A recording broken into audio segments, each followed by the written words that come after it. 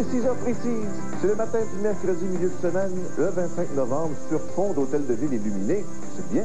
La Sainte-Catherine. Pourquoi on fête la Sainte-Catherine aujourd'hui en hommage de Catherine, vierge chrétienne qui aurait vécu à Alexandrie, subi le supplice de la roue et a perdu la tête. Vous connaissez les mœurs de l'époque. Quand on dit perdre la tête, là-bas, c'est vraiment au propre. Ouais. Vers 307, sur l'ordre de l'empereur romain Maxence, qu'elle refusait d'épouser et son culte tardif et les gens. Je me souviens, on avait fait un bulletin spécial à ce moment-là. On ne sait jamais quand une émission spéciale peut éclater. Et ce serait répandu en Occident grâce aux croisés. Elle devient patronne, non pas des vieilles filles, mais des jeunes filles à ce moment-là. Ce qu'on appelle affectueusement les trésors non découverts. En manchette ce matin, encore une fois, un nouveau sondage, Jacques. Nouveau sondage qui a été réalisé par la maison Angus Reid et qui confirme, et même 2 sondages ce matin, en fait, là, qui confirment l'avance du PQ dans les intentions de vote sur le Parti libéral. On aura les détails tantôt. Parfait, Jacques. Bonjour, Dominique. Bon matin, Guy. Alors donc, une histoire troublante dans une famille d'accueil. Oui, une jeune fille, une fillette, en fait, qui souffre d'autisme, qui a été retrouvée inerte dans le domicile de sa famille d'accueil. La mère de la famille d'accueil qui aurait avoué aux policiers qu'elle avait brassé peut-être un peu trop fort. La jeune fille qui repose toujours entre la vie et la mort à l'hôpital. On vous en reparle dans quelques instants. Parfait, Dominique. À tout de suite. Après le Beaujolais nouveau, voici le loup nouveau. Oui, effectivement, le loup nouveau, très attendu. Les fourmis, là c'est la mode, hein, après Anne, c'est Bugs Life qui sort aujourd'hui. On parle de fourmis. Alors, un album qui va un peu plus loin que les autres, je dirais. Je dirais pas jusqu'à dire que c'est un album expérimental, mais on explore vraiment de nouvelles sonorités. Et c'est différent de ce qu'il a fait par le passé. Lui, ça? Non, c'est pas lui. OK, parce qu'avec des lunettes, je me disais, la vie est laide. Tu parles d'un type de chanson, toi? Ben, c'est l'originalité de Jean Leloup se retrouve dans ses titres et dans ses paroles aussi. On a confirmé le remue-ménage des Alouettes hier, Pierre? Oui, absolument. Charlie Taft, qui est maintenant le nouvel entraîneur des Alouettes de Montréal. On a confirmé le tout hier midi en conférence de presse.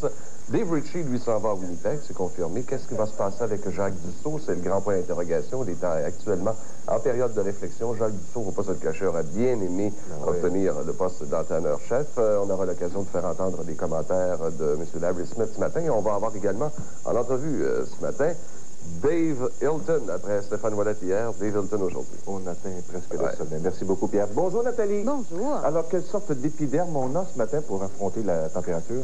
C'est pas mal, c'est pas mal. Oui. En fait, ça va grimper jusqu'à peu près 3, 4, 5 degrés pendant la journée d'aujourd'hui. Peut-être moins du côté de l'Est du Québec, mais ce sera une belle journée. C'est parce qu'il n'y a pas de vent, d'une part, alors ça s'endure un petit peu plus facilement. Mais aussi, le ciel sera très beau. On va peut-être se lever sous les nuages dans certaines régions, mais il y aura définitivement de très belles éclaircies pendant la journée d'aujourd'hui. Et un enneigement qui s'effectue, mais vraiment plus tard en journée. Alors, belle journée aujourd'hui, je vais donner les détails tantôt. Parfait, Nathalie. Aujourd'hui, on parlera de la Russie à l'Union soviétique, la révolution russe de 1917 avec Marcel Tessier, aussi Nicole Bordelot, 3 jeunes créateurs de mode de chez nous, dont c'était la véritable fête hier, et M. François Côté, qui est enseignant en physique, biologie et sciences spatiales, qui va nous parler de sa passion de l'espace avec les nouveaux morceaux qui vont s'envoler pour la station internationale. Donc, si on avait des reproches à faire à M. Ritchie au cours de la dernière saison, sur les plans offensifs, c'est toujours les mêmes. Peut-être qu'on aura les mêmes plans, encore une fois, l'an prochain, parce que c'était lui quand même le coordonnateur de l'offensive. Bien sûr, du côté de la presse francophone, on a questionné, bien sûr, Larry Smith concernant le statut de Jacques Dussault. Pourquoi ce n'est pas lui qui a obtenu l'emploi? Et puis, écoutez, là, actuellement, Jacques Dussault est en réflexion. On dit que, du côté de Larry Smith, les compétences de M. Charlie Taft étaient supérieures à celles de M. Taft. Donc M. Dussault a été battu. OK. Maintenant, il y avait 3 matchs hier dans la Ligue nationale du hockey. Oui, 6 défaites de suite pour le Lightning de Tampa Bay, qui avait pourtant pris les devants 1-0. Ils ont eu même la chance de monter à 2-0 sur ce tir de pénalité, mais raté, bien arrêté par Byron Defoe. Ils ont mené 1-0 jusqu'à la 3e période. Les Browns ont explosé pour 4 buts. Ristich en 11e. Raymond Bourque, ça va vous faire plaisir. Regardez ça, un beau tir frappé. Son 2e de l'année. Steve Hines, son 7e.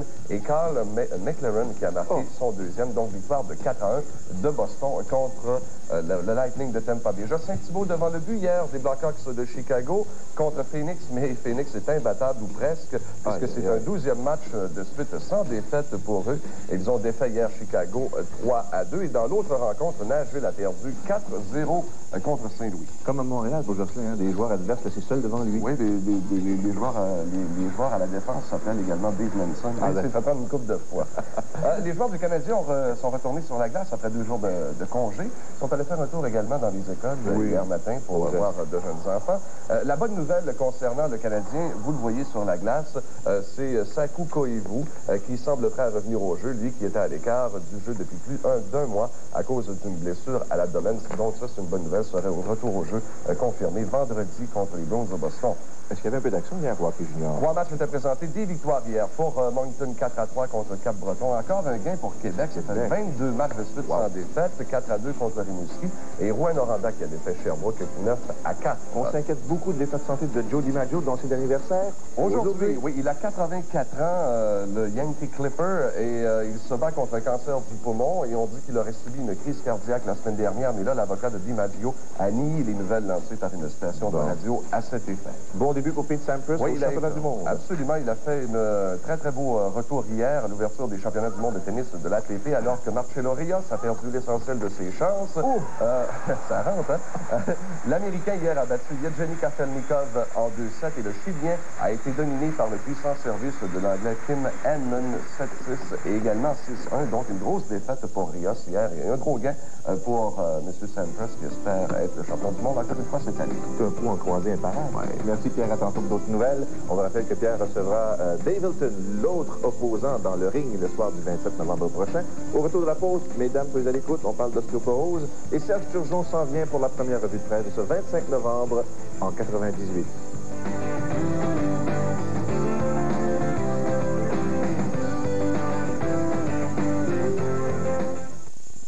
Maman, elle croit n'importe quoi. Même des fois, je vais la voir un blanc. Puis je dis, maman, je pense que je fais de la fièvre. Elle me touche le front. Ben non, c'est dans ta tête. Là, je relève encore plus. Elle dit, OK, mon petit comédien, je pense que je fais de la fièvre. Je vais te faire une bonne Neptune poulet nouilles. Neptune poulet nouilles, le choix du petit vite. Une fois que j'ai ma soupe, je m'essaye pour l'école.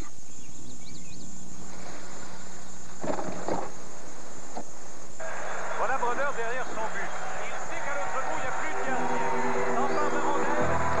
Il lance. Et go! Et go! Il lance. Les nouvelles Wheaties givrées à l'érable. Des flocons croustillants au goût de sirop d'érable. Les préférés de Brodeur. Bon. Voyons un peu ce que veulent mes petits amis comme cadeau cette année. Ah, c'est rendu tellement simple de correspondre avec tes enfants. Tiens, Pierre aimerait avoir un nouvel ordinateur. Concepta fait rêver les petits et les grands avec une offre exceptionnelle sur les Pentium 2 266 MHz et les Pentium 2 350 MHz. PS, de préférence, un Pentium de chez Concepta. Les jeunes connaissent l'informatique. On est là en mars pour d'autres grosses cartes à venir. Alors, la médiocrité semble une chose du passé maintenant au niveau des galants. Autre signe que la boxe se porte mieux, la colonie artistique y reprend goût. Selon certains, il y a un parallèle à faire entre la boxe et le monde du spectacle. On le voit à Las Vegas, tous les grands combats à Las Vegas, les Tom Cruise, Harrison Ford puis Whoopi Goldberg, on les voit à chaque programme. C'est le cas à Las Vegas, c'est le cas à Los Angeles, c'est le cas à Montréal. La boxe a toujours été très près des gens du spectacle, parce que d'abord c'est un spectacle, ensuite de ça parce que c'est une discipline sportive où la vérité est au premier plan, l'authenticité est au premier plan. Bon, on a beaucoup parlé des combats arrangés, des autres, mais il reste que le gars qui est sur le ring, lui, c'est lui que tu regardes, il n'y a rien pour se maquiller. Je pense qu'il y a plusieurs artistes qui adorent ça parce qu'ils aiment le côté passionné de la boxe et puis ils sont eux-mêmes des êtres très passionnés de nature. Amateur de boxe à 16 heures, le réalisateur Pierre Falardeau voit la chose de son œil bien à lui. Je m'en calisse de la colonie artistique. Moi, je vais en boxe depuis que j'ai 17 ans. La colonie artistique, elle peut bien manger de la merde. Je sais pas pourquoi. Des fois, il y a des phénomènes de mode comme ça. Je sais qu'aux États-Unis, il y a ça aussi. Les combats de championnat du monde. Un peu des motus qui vont montrer le... J'aime sa façon de se battre. La façon dont On y exécute ses adversaires tranquillement, précisément. Je sais pas, il a l'air cool. Quoi qu'il en soit, il faudra attendre encore quelques galas avant de savoir si oui ou non la boxe est de retour pour de bon à Montréal. Si tel est le cas, il faudra alors soulever notre chapeau au groupe Interbox qui aura fait oublier l'échec du groupe Contact. Ici Daniel Melon. Et se calme un petit peu. Alors donc, il y a eu une fuite de gaz chez M. Chrétien. Ah oui. Quelle belle occasion. Vous savez, le bon gouvernement, t'en attendais pas moins. on respecte pas ça, les fuites. Alors le système de chauffage va être obligé de démissionner. 6h44 minutes. Tu recours à un moment donné à des services spécialisés pour ce genre de situation-là. Alors en 1989, il y en avait 15 000 à Montréal. Imaginez, là, c'est quasiment le double, 28 200. Et là-dessus, 77 d'hommes, 23 de femmes. Et on note qu'il y a également 33 de jeunes de moins de 30 ans parmi ces sans-abri. Alors, on attribue cette situation à des virages importants qui ont été faits par l'entreprise qui a rationalisé, souvenez-vous, les opérations pour augmenter la productivité, donc des mises à pied. Et puis, évidemment, du côté de la fonction publique également, il y a eu des mises à pied. Et puis, les normes d'accessibilité pour l'aide sociale et l'assurance-emploi qui sont devenues beaucoup plus serrées. Alors, ça a des conséquences, entre autres, sur cette statistique-là. Pas juste ici, Trois-Rivières également, qui vient amplifier cette nouvelle-là, parce que les dons pauvres diminuent. C'est ça, il y a la poche des fêtes, alors on fait des collectes de dons pour aider les démunis à cette période de l'année. Mais là, on se rend compte, Marie-Christine Saint-Pierre, que dans la région de Trois-Rivières, à tout le moins, les gens sont moins généreux. Oui, les paniers de Noël risquent d'être plus petits cette année, moins nombreux aussi. C'est que les organismes d'aide aux démunis ont beaucoup de difficultés à récolter des denrées. Il faut dire que ça a été comme ça un peu tout l'année. L'an dernier, par exemple, à Trois-Rivières, à l'approche de Noël, on avait remis 2000 paniers à des familles dans le besoin. Et cette année, eh bien, on se demande à ce moment-ci si c'est pas trop ambitieux, les 1200 paniers qu'on a fixés comme objectif. Pendant ce temps-là, les besoins augmentent et c'est sans doute aussi ce qui fait que les gens ont moins les moyens de donner. Malgré tout, bien, les organismes qui demeurent optimistes à l'approche de Noël, on sait que la générosité est toujours là. Habituellement, oui. Merci, Marie-Christine. Au revoir. Le nouveau tracé des éboulements sera-t-il enfin connu? Oui, bon, on sera fixé aujourd'hui de ce côté-là, Ève-Marie Lortie, parce que le ministre Brassard doit annoncer justement quel sera ce nouveau tracé, parce qu'on sait qu'il y a eu cette tragédie, bon, il y a un peu plus d'1 an maintenant, qui avait coûté la vie à 43 personnes. Une annonce de projet qui se fait en pleine campagne électorale, oui, mais ce qui a aussi retardé le ministère des Transports, ce sont des environnementalistes qui s'étaient adressés à la Cour supérieure pour forcer la tenue d'audience publique. Finalement, la semaine dernière, le juge a rejeté leur requête. Ce qu'on sait du tracé qui a été présenté le printemps dernier, c'est que c'est un projet d'environ 6 millions de dollars. L'inclinaison de la côte sera réduite. Il y a un muret de ciment qui va être installé, qui va séparer les deux voies. Et puis, à certains endroits dans la côte, la circulation va se faire à 4 voies. Dans le haut de la côte, on va indiquer aux automobilistes de ralentir. Et pour les urgences, dans le bas de la côte, il y a un lit d'arrêt qui sera aménagé. On verra ce que le ministre a retenu de ce tracé qui avait été proposé. L'annonce se fait aux éboulements aujourd'hui. Merci, Marie. Au revoir. Le coroner a remis son rapport sur l'affaire Font-Rouge. Oui, l'affaire Font-Rouge, bon, c'est un homme qui a été abattu par les policiers. Ça se passait à l'île Bizarre au printemps dernier, Dominique Arpin. Les policiers qui avaient été blâmés là-dedans, mais finalement, on ne retient pas de blâme contre les policiers. Oui, le coroner qui conclut en fait que Yvan Font-Rouge est décédé par autodestruction par personne interposée. Selon le coroner, le décès de l'homme s'apparente en fait à un saut devant le métro. Selon lui, l'intervention policière s'est déroulée dans les règles de l'art avec un souci constant de la protection de la vie humaine. Je vous rappelle que l'homme a été abattu le 30 avril dernier à l'île Bizarre par un tireur d'élite du SPCUM. L'homme était dépressif, il était en état d'ébriété, il avait une arme, il n'acceptait pas une séparation amoureuse et il aurait remercié le policier qui l'a abattu de lui avoir enlevé la vie. Merci, au revoir.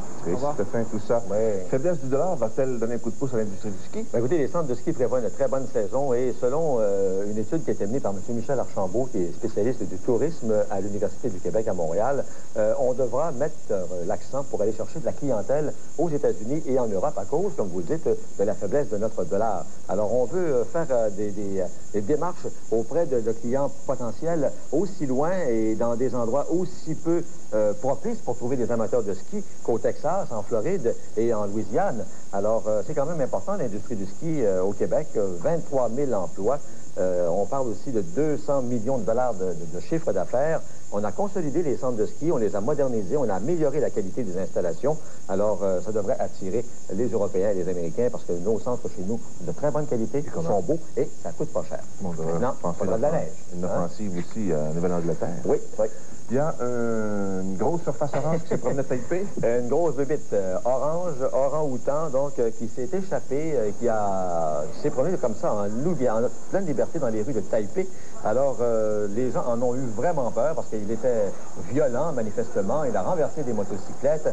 Il s'en est pris à des clôtures qui entourent les propriétés. Alors, on a même dû évacuer les résidents de peur qu'ils ne soient victimes de cet animal qui est quand même assez impressionnant. Là, on parle d'un animal qui a 51 pouces de haut, qui pèse 132 livres. Alors, même que son ancien gardien, qui le connaît, en tout cas, je ne sais pas jusqu'où il le connaît, mais lui-même en avait peur, il n'osait pas l'approcher. Alors, finalement, on l'a maîtrisé avec un somnifère, on l'a ramené au zoo de Taipei, où il repose en paix. Il n'est pas mort. Peut-être qu'il y avait une peine d'amour. Oui, mais apparemment, ça pourrait être une des raisons, parce qu'il souffrait d'isolement. Quelle perspicacité! On ne sait jamais. Êtes-vous un orang-outantologue? Non, mais...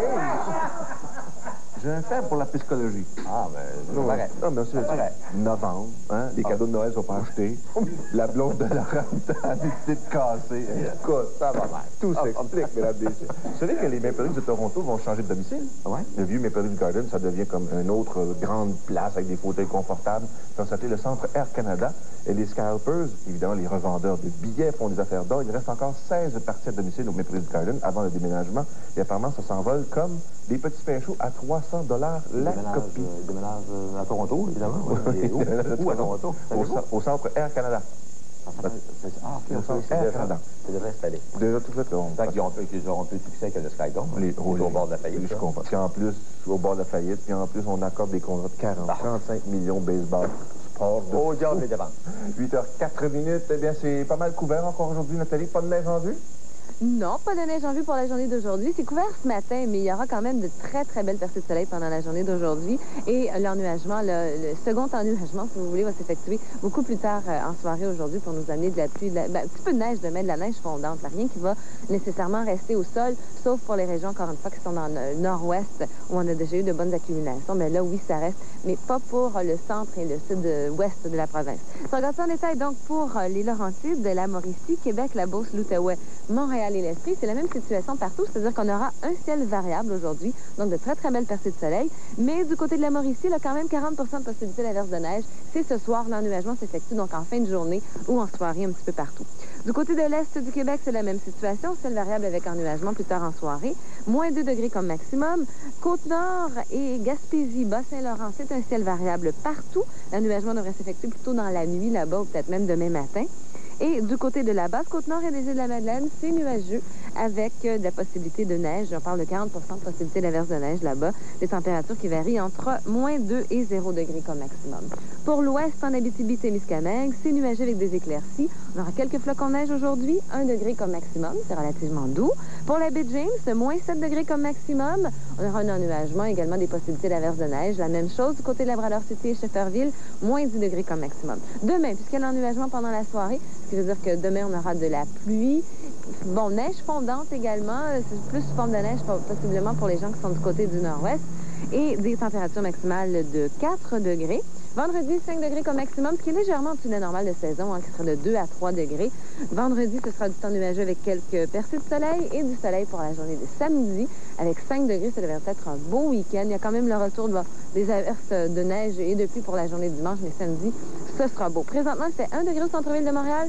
Pas de vent, alors c'est très confortable. Il fait moins 3 à Québec.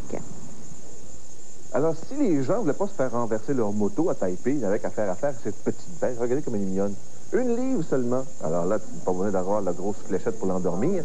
Ce petit animal qui, à la naissance, vient au monde orangé, à mesure qu'il prend de l'âge, devient argenté. Tout ça en à peine 6 mois. C'est un petit singe, très, très près de sa mère, je comprends. Il ne fait pas longtemps qu'il est au monde. Et c'est un des pensionnaires du zoo de Philadelphie.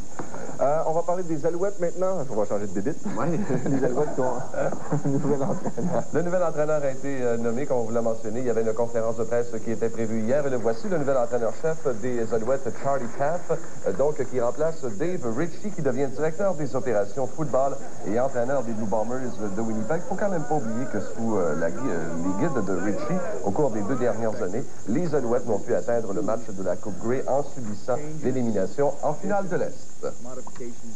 On s'en va maintenant du côté du hockey. On va y aller avec 3 matchs hier dans la Ligue nationale. Une 6e défaite de suite pour le Lightning de Tampa Bay qui menait 1-0 et qui a eu un tir de pénalité mais qui a été raté. Et par la suite, en 3e période, à 1-0, Tampa Bay, on disait, bon, ça va se gagner ou à peu près. Non, les Browns sont revenus avec 4 buts. L'un de vos favoris, Raymond Bourque. Regardez-moi le tir frappé ici. On est obligé de mettre le ralenti parce que ça va tellement vite qu'on voulait pour un 2e but cette saison pour le vétéran. Steve Hines a également marqué son 7e pour Boston.